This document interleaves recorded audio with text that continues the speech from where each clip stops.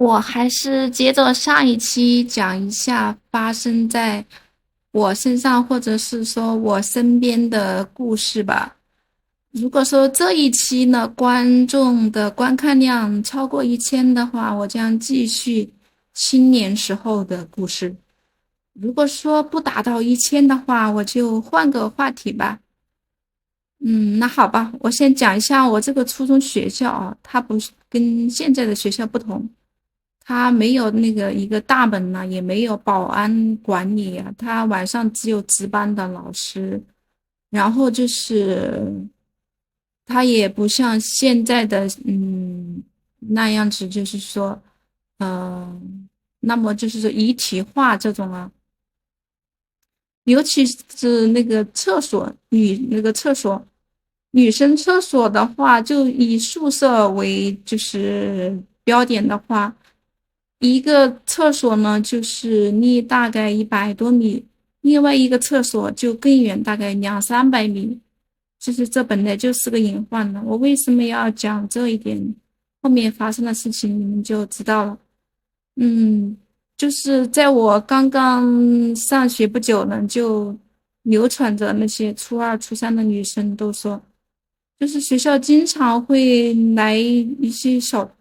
偷。就是因为它发生的很诡异，但是所以说一直老师也没有处理。就是说这个小偷呢，他不会光顾男生宿舍，他只光顾女生宿舍，而且他光顾女生宿舍后呢，就是也没有偷走这个任何财物。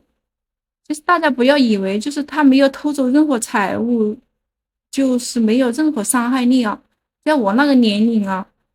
那个小偷他走后也是会留下一种阴影的，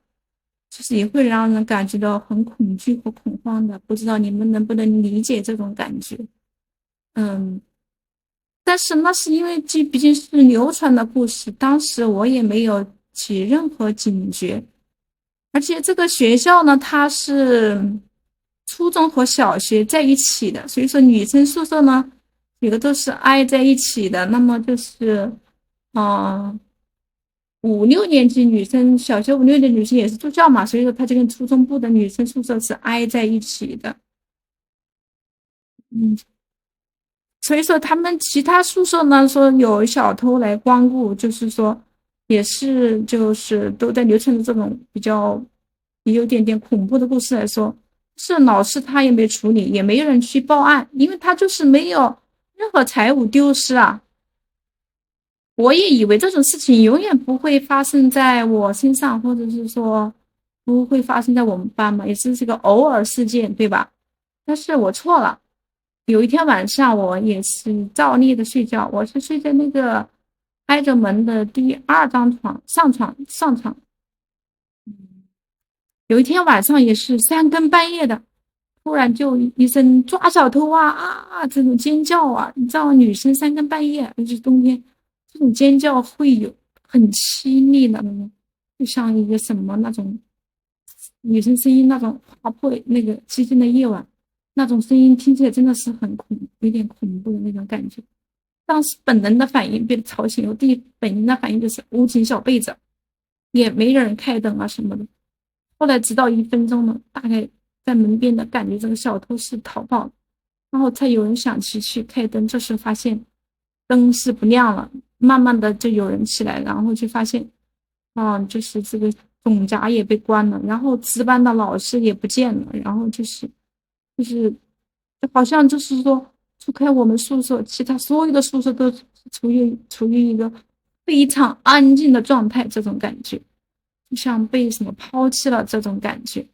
就是当我捂紧被子的时候，我都不敢盯着那个黑夜啊，因为那时候的黑夜是带着神秘和恐惧的那种感觉。总之呢，这件事情它发生了，然后老师后来也把就是发现总闸被关掉了，也开了，然后呢，当时尖叫的女生呢，然后哭诉着这个事情的经过，说小偷怎么的，从他腿上爬过去了，怎么又爬过那另外2张床，然后他这怎么就然后就尖叫啊什么的，就是觉得很诡异。我现在想起来，他应该就是一个变态的人吧。然后这时候大家又说，那个学校周围呢，附近呢住的就是一对光棍，那个老光棍啊，什么什么的。然后又说某某老师啊，挺色的。我一想到那个校长那种皮笑肉不笑，那种很肉的那种猥琐的表情，我也觉得就是挺恐怖的。这时候我也是想转学，但没有。就是又发生了一件事情，这件事情就更恐怖了。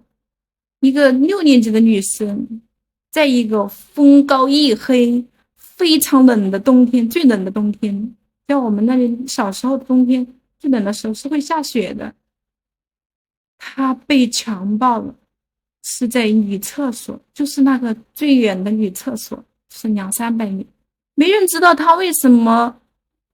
在那么冷的一个人为什么要上那个最远的厕所，而且没人知道为什么他肯定有呼救，是不是？而且他还不知道是谁。强暴这个过程应该是有至少有个2分钟吧，可可能那个我们川北的风也很大，可能他也呼救了吧，就是没人听到。总之想想这种细节，就是让人毛骨悚然的感觉。这就坚定了我要转学的决定。就是后来也听男生说，就是在他们上一届的男生也有一次被小偷光顾，但是这个小偷也是没有偷走任何财物，但是就是把所有男生的裤子给那个丢到那个打钟的钟啊，那个敲钟啊，上课铃下课铃那下边那个裤丢烂去。总之，这一些事情就是让人诡异，让人觉得很诡异。所以说我决定要转学。我们当时我们的这个学校呢，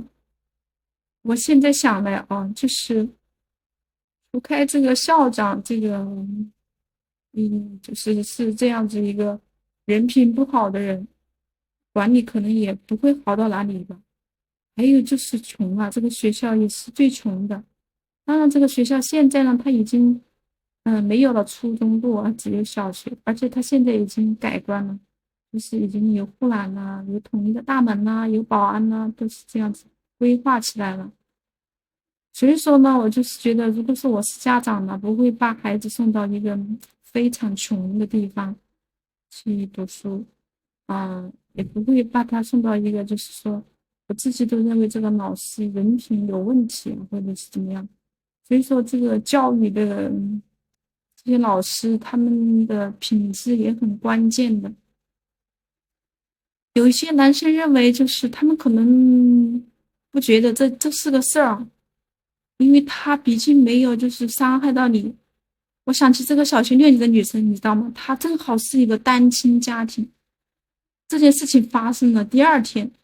她母亲就把她带回家了，她这一辈子就没有读书的机会了，相当于她这一辈子就完了。